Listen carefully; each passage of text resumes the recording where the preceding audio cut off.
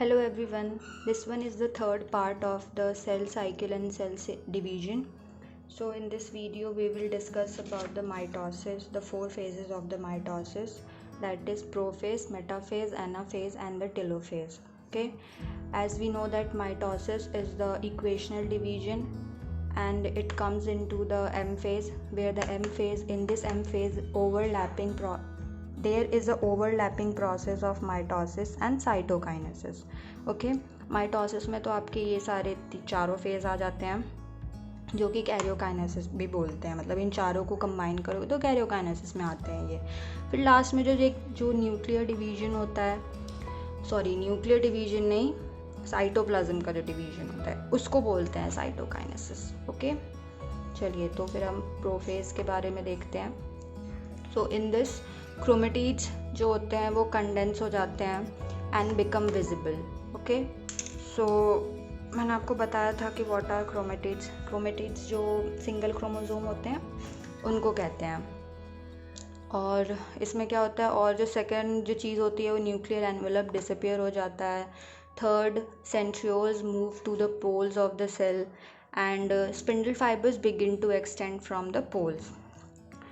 तो डायग्राम के थ्रू अगर देखें तो ये कुछ ऐसा होता है प्रोफेज में। यहाँ न्यूक्लियर जो एनवेलप है वो डिसअपियर हो रही है। फिर जो आपका जो क्रोमोसोम्स हैं, जो क्रोमेटिड्स हैं, वो सारे कंडेंस हो रहे हैं और भी ज़्यादा विजिबल होते हैं। और जो सेंट्रियोल्स होते हैं वो अपोजिट पोल्स पे आपके जाने लगते हैं और इसमें स्पिंडल फाइबर्स जो होता है बिगिन टू एक्सटेंड। ओके, इसी के बाद क्या होता है, जैसे ये सब चीज़ हो रहा होता है उसी टाइम मेटाफेज में वो एंटर करता है। तो मेटाफेज में क्या होता है, उसमें पहली बात तो ये कि it is the longest stage. Okay, it is of about 20 minutes. In this there the centrosomes reach at the opposite ends of the cell.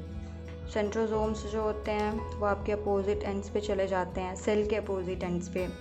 और जो क्रोमोसोम्स होते हैं वो अलाइन होने लगते हैं किस पे, मेटाफेज प्लेट्स पे। और जो स्पिंडल फाइबर्स होते हैं वो अटैच टू द क्रोमोसोम। जब ये मेटाफेज प्लेट पे अलाइन हो जाते हैं सारे क्रोमोसोम, उसके बाद स्पिंडल फाइबर जाके क्रोमोसोम से अटैच हो जाते हैं। तो डायग्राम में देखिए,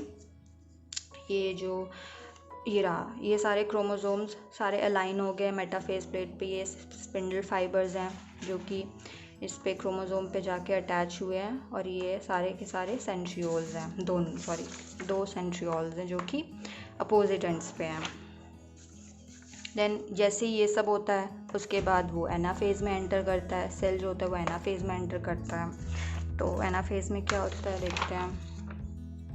anaphase it is the shortest phase and first इसमें जो चीज़ होती है वो होती है कि जो सिस्टर क्रोमोसोम्स होते हैं वो सेपरेट हो जाती हैं and begin to migrate to the opposite poles of the cells. Okay, by the end of this anaphase, the two ends of the cells have equivalent and complete collection of the chromosomes. तो diagram में देखते हैं। Anaphase है, ये cell है, ये sister chromatids दोनों opposite and पे जाने लगी हैं और दोनों ये जितने क्रोमोसोम्स है उतने ही इधर होंगे। तो इक्वली दोनों डिवाइड हो जाते हैं इस एनाफेज के एंड तक। ठीक है, देन जो सेल होती है वो एंटर करती है आपकी टेलोफेज में। तो टेलोफेज में जो फर्स्ट जो चीज़ होती है वो होती है two daughter nuclei begin to form in the cell. एक न्यूक्लियाई बनने लगता है सेल में, दो बनते हैं। देन न्यूक्लियर मेम्ब्रेन धीरे धीरे जो होता है वो रीअपियर होने लगता है, जो कि हमारा प्रोफेज में डिसअपियर हो गया था। तो जितना भी हमारा प्रोफेज में जो होता है उसका अपोजिट टेलोफेज में हो जाता है। क्रोमोसोम्स जो होते हैं वो बिकम लेस कंडेंस और डी कंडेंस। उसमें क्या हुआ था, क्रोमोसोम कंडेंस हो रहे थे, विजिबल हो रहे थे। इसमें क्या होता है, डी कंडेंस होने लगते हैं और लेस कंडेंस्ड होने लगते हैं। यहाँ देखो आप, ये सारे क्रोमोसोम्स है इक्वली डिवाइड हो गए हैं। इसके जब ये इक्वली डिवाइड हो जाते हैं तो यहाँ पे क्या होता है, न्यूक्लियर मेम्ब्रेन यहाँ पे फिर से रीअपियर होने लगता है और ये जो क्रोमोसोम्स होते हैं वो देन अगेन डीकंडेंस्ड होने लगते हैं इसके एंड तक। जब ये टेलोफेज का एंड आने लगता है तब ये पूरा प्रोसेस हो जाता है यहाँ तक का। फिर क्या होता है, इसके बाद एक यहाँ पे ना क्लीवेज फरो का फॉर्मेशन होता है यहाँ पे। सो दैट कि ना यहाँ पे जो ये जो इसका साइटोप्लाज्म है वो भी डिवाइड हो सके और जो सेल जो है वो साइटोकाइनेसिस में एंटर कर सके। ठीक है, तो जैसे ही साइटोकाइनेसिस कंप्लीट होता है यहाँ पे आपका डिवीजन हो जाता है साइटोप्लाज्म का। 2 सेल में जो एक जो सेल थी वो 2 सेल में डिवाइड हो जाती है 2 डॉटर सेल्स में, और these cells are identical cells, these 2 daughter cells are identical cells.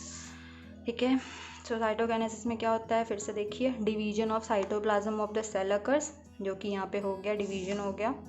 ठीक है, through the formation of the cleavage furrow, and this cytokinesis result in the formation of the 2 daughter cells. Okay, यहाँ पे ये 2 daughter cells बन गई है, and these cells are genetically identical as I have told you. Okay, so बस यही सब metaphase M phase में होता है।